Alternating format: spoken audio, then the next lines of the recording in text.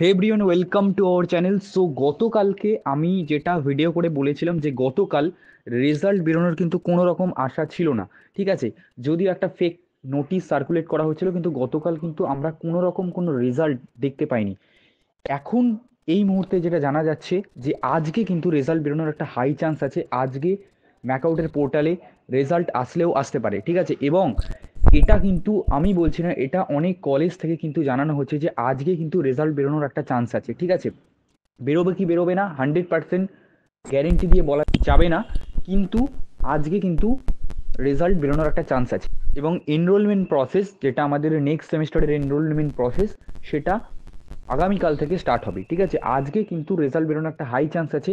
এটা এই মুহূর্তের গুরুত্বপূর্ণ একটা আপডেট, এবং এটা বিভিন্ন বড় বড় কলেজ, টেকনোমেন, নেতাজি সুভাষ, এই জাতীয় কলেজের তরফ থেকে কিন্তু জানানো হচ্ছে। তো সেই অনুযায়ী আমি তোমাদের এই জিনিসটা ইনফর্ম করে দিলাম।